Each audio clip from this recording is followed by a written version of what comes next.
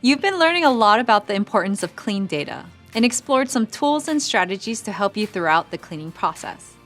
In these videos, we'll be covering the next step in the process, verifying and reporting on the integrity of your clean data. Verification is a process to confirm that a data cleaning effort was well executed and the resulting data is accurate and reliable. It involves rechecking your clean dataset, doing some manual cleanups if needed, and taking a moment to sit back and really think about the original purpose of the project. That way, you can be confident that the data you collected is credible and appropriate for your purposes. Making sure your data is properly verified is so important because it allows you to double-check that the work you did to clean up your data was thorough and accurate. For example, you might have referenced an incorrect cell phone number or accidentally keyed in a typo. Verification lets you catch mistakes before you begin analysis. Without it, any insights you gain from analysis can't be trusted for decision-making. You might even risk misrepresenting populations or damaging the outcome of a product that you're actually trying to improve. I remember working on a project where I thought the data I had was sparkling clean because I'd used all the right tools and processes.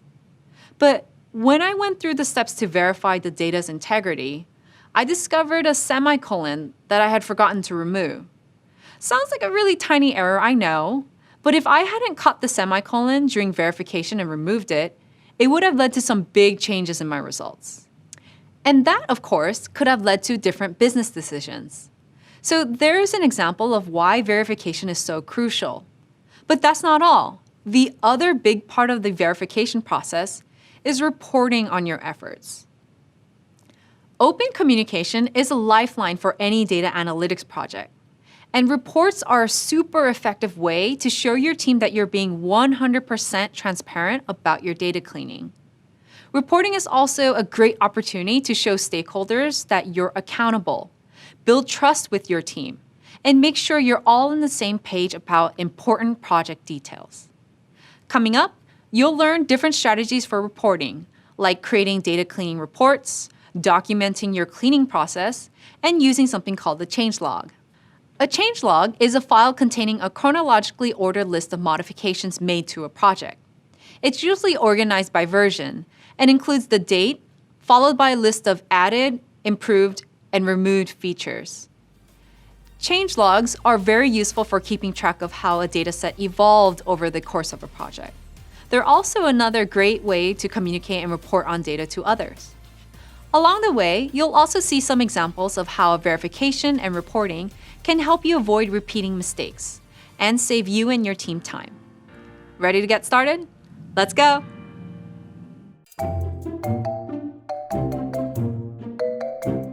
Verification is a critical part of any analysis project. Without it, you have no way of knowing that your insights can be relied on for data-driven decision-making. Think of verification as a stamp of approval. To refresh your memory, verification is a process to confirm that a data cleaning effort was well executed and the resulting data is accurate and reliable. It also involves manually cleaning data to compare your expectations with what's actually present.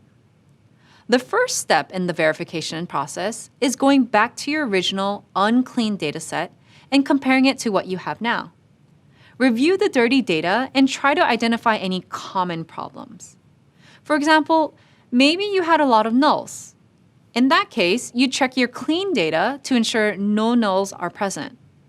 To do that, you could search through the data manually or use tools like conditional formatting or filters. Or maybe there was a common misspelling, like someone keying in the name of a product incorrectly over and over again. In that case, you'd run a find in your clean data to make sure no instances of the misspelled word occur. Another key part of verification involves taking a big picture view of your project. This is an opportunity to confirm you're actually focusing on the business problem that you need to solve and the overall project goals, and to make sure that your data is actually capable of solving that problem and achieving those goals. It's important to take the time to reset and focus on the big picture, because projects can sometimes evolve or transform over time without us even realizing it. Maybe an e-commerce company decides to survey 1,000 customers to get information that would be used to improve a product. But as responses begin coming in, the analysts notice a lot of comments about how unhappy customers are with the e-commerce website platform altogether. So the analysts start to focus on that. While the customer buying experience is of course important for any e-commerce business, it wasn't the original objective of the project. The analysts, in this case, need to take a moment to pause, refocus, and get back to solving the original problem. Taking a big picture view of your project involves doing 3 things. First, consider the business problem you're trying to solve with the data. If you've lost sight of the problem, you have no way of knowing what data belongs in your analysis. Taking a problem-first approach to analytics is essential at all stages of any project. You need to be certain that your data will actually make it possible to solve your business problem. Second, you need to consider the goal of the project. It's not enough just to know that your company wants to analyze customer feedback about a product. What you really need to know is that the goal of getting this feedback is to make improvements to that product. On top of that, you also need to know whether the data you've collected and cleaned will actually help your company achieve that goal.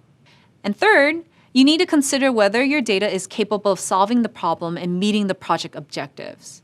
That means thinking about where the data came from and testing your data collection and cleaning processes. Sometimes data analysts can be too familiar with their own data, which makes it easier to miss something or make assumptions. Asking a teammate to review your data from a fresh perspective and getting feedback from others is very valuable in this stage. This is also the time to notice if anything sticks out to you as suspicious or potentially problematic in your data.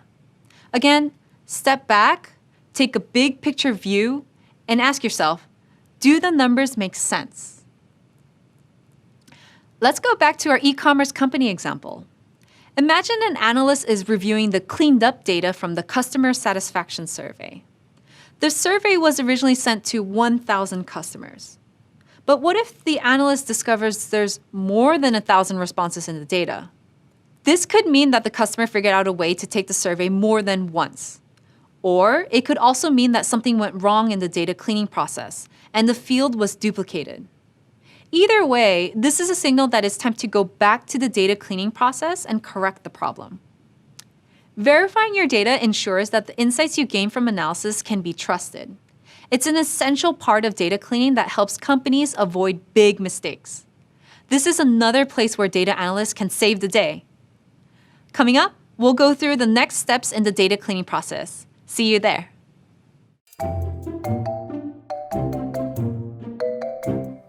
You learned that the first step in verification is returning to your original, uncleaned dataset and comparing it to what you have now.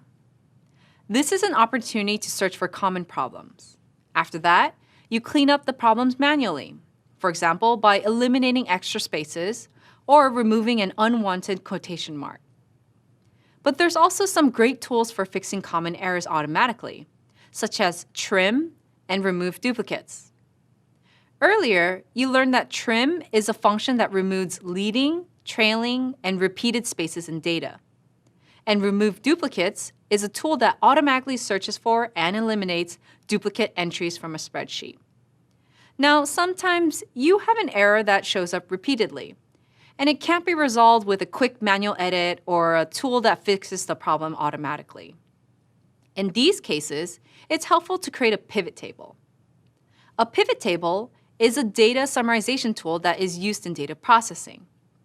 Pivot tables sort, reorganize, group, count, total, or average data stored in a database. We'll practice that now using the spreadsheet from a party supply store. Let's say this company was interested in learning which of its 4 suppliers is most cost-effective. So an analyst pulled this data on the products the business sells, how many were purchased, which supplier provides them, the cost of the products, and the ultimate revenue. the data's been cleaned. But during verification, we noticed that one of the suppliers' names was keyed in incorrectly. We could just correct the word as plus, but this might not solve the problem because we don't know if this was a one-time occurrence or if the problem's repeated throughout the spreadsheet. There are two ways to answer that question. The first is using find and replace. Find and replace is a tool that looks for a specified search term in a spreadsheet and allows you to replace it with something else. So we'll choose Edit, then Find and Replace. We're trying to find PLOS, the misspelling of plus in the supplier's name. In some cases, you might not want to replace the data. You just want to find something. No problem. Just type the search term, leave the rest of the options as default, and click Done. But right now, we do want to replace it with PLUS. So we'll type that in here. Then click Replace All, and Done. There we go. Our misspelling has been corrected.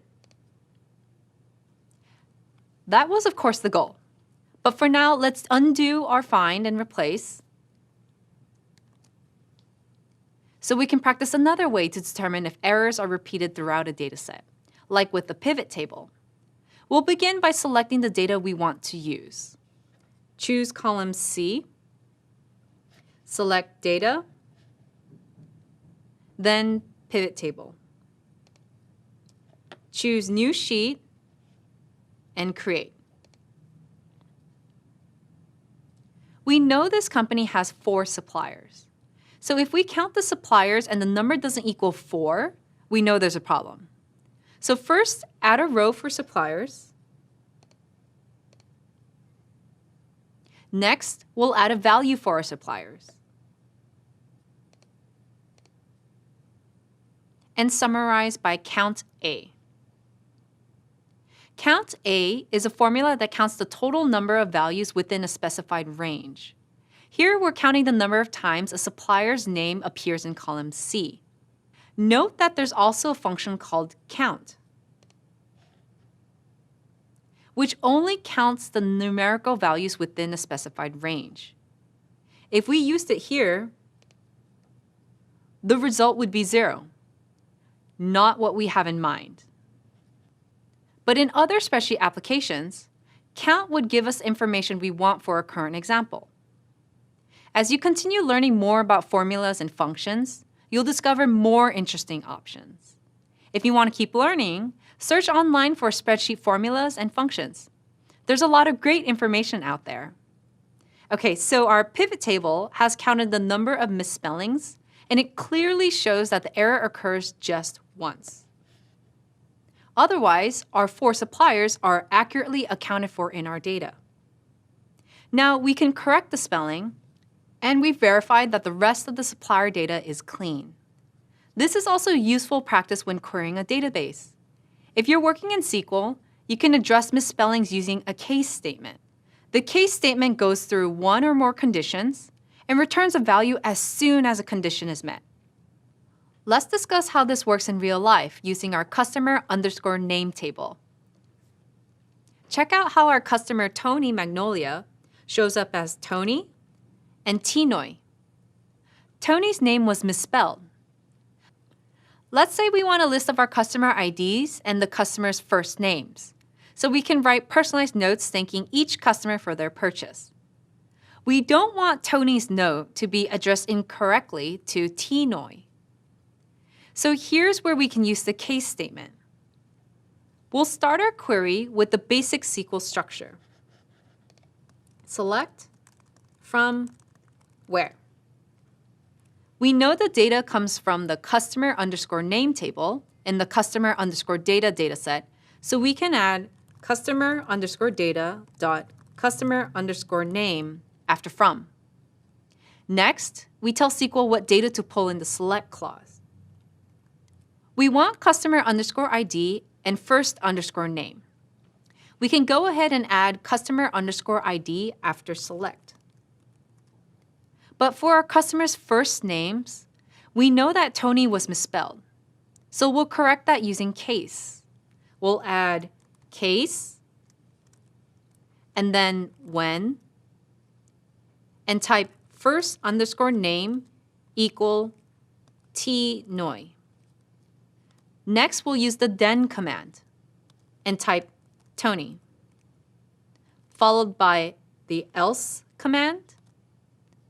Here we'll type first underscore name, followed by and as, and then we'll type cleaned underscore name. Finally, we are not filtering our data, so we can eliminate the where clause. As I mentioned, a case statement can cover multiple cases. If we wanted to search for a few more misspelled names, our statement would look similar to the original, with some additional names like this. And there you go. Now that you've learned how you can use spreadsheets and SQL to fix errors automatically, we'll explore how to keep track of our changes next.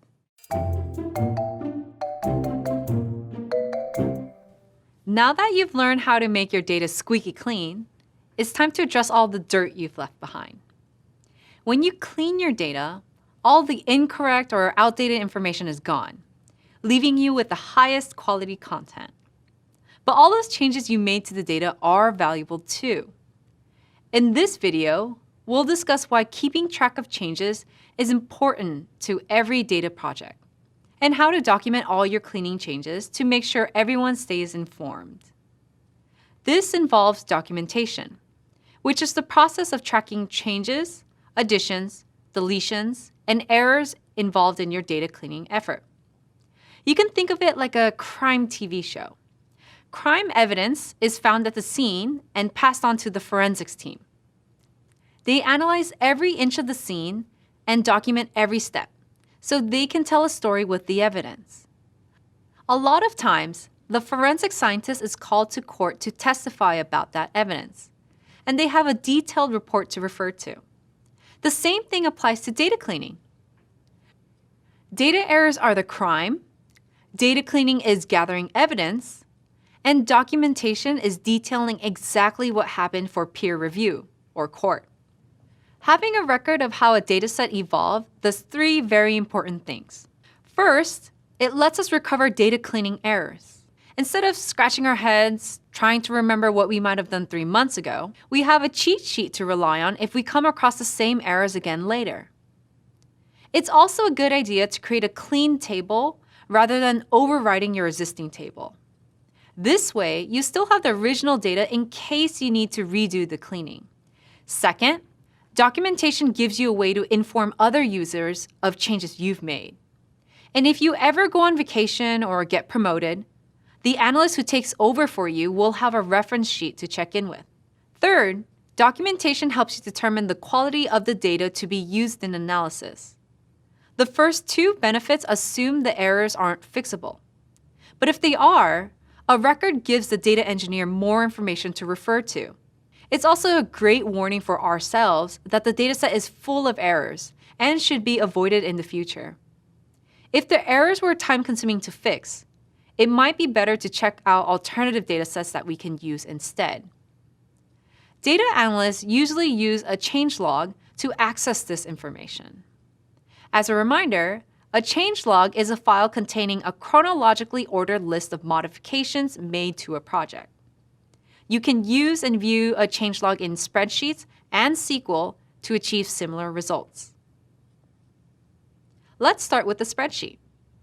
We can use Sheets version history, which provides a real-time tracker of all the changes and who made them, from individual cells to the entire worksheet.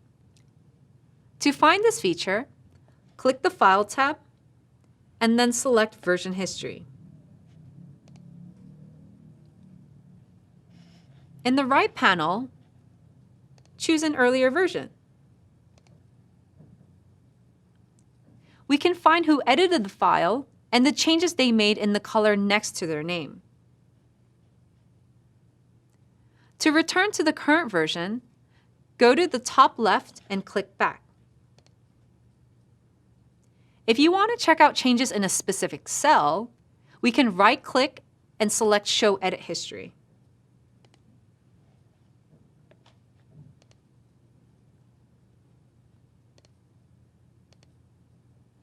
That's it. Also, if you want others to be able to browse a sheet's version history, you'll need to assign permission. Okay, now let's switch gears and talk about SQL.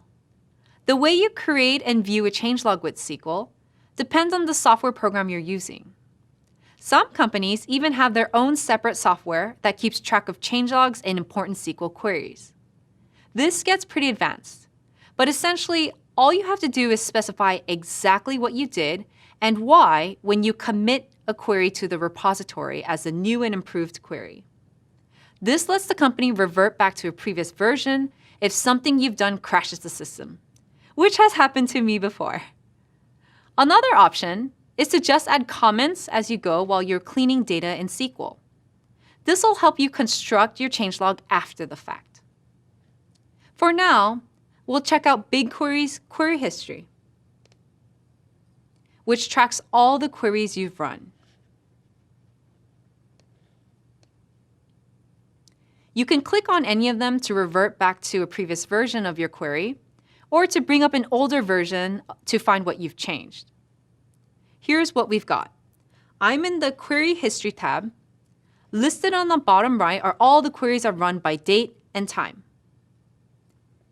You can click on this icon to the right of each individual query to bring it up to the query editor. Changelogs like these are a great way to keep yourself on track. It also lets your team get real-time updates when they want them. But there's another way to keep the communication flowing, and that's reporting. Stick around and you'll learn some easy ways to share your documentation, and maybe impress your stakeholders in the process. See you in the next video.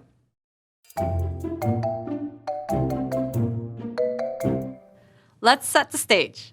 The crime is dirty data. We've gathered the evidence. It's been cleaned, verified, and cleaned again.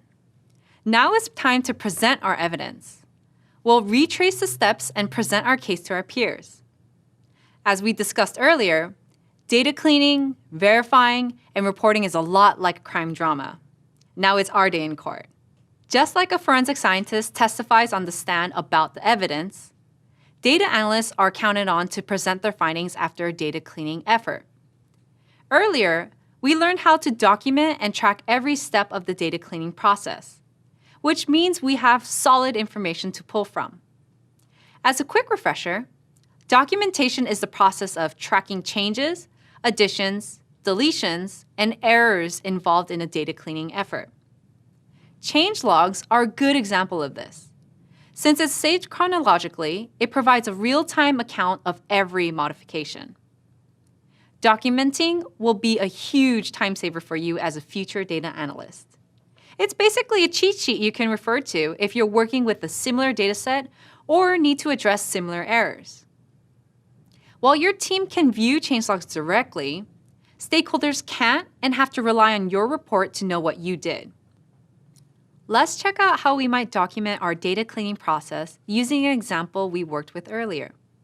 In that example, we found that this association had 2 instances of the same membership for $500 in its database.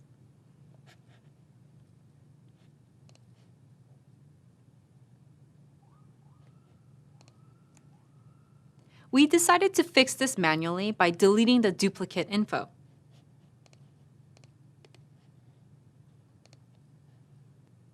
There are plenty of ways we could go about documenting what we did.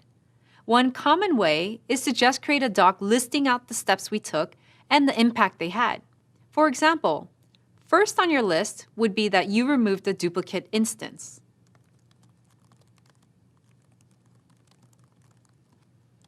Which decreased the number of rows from 33 to 32.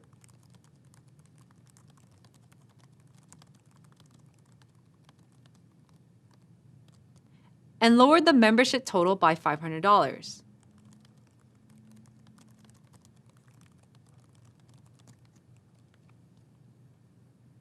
If we were working with SQL, we could include a comment in the statement describing the reason for a change, without affecting the execution of the statement.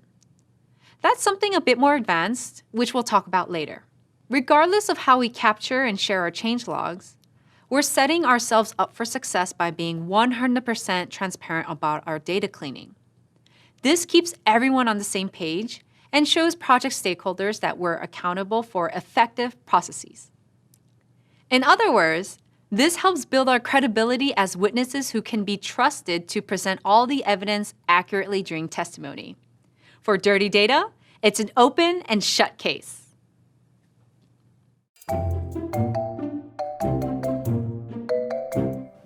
By now, it's safe to say that verifying, documenting, and reporting are valuable steps in the data cleaning process.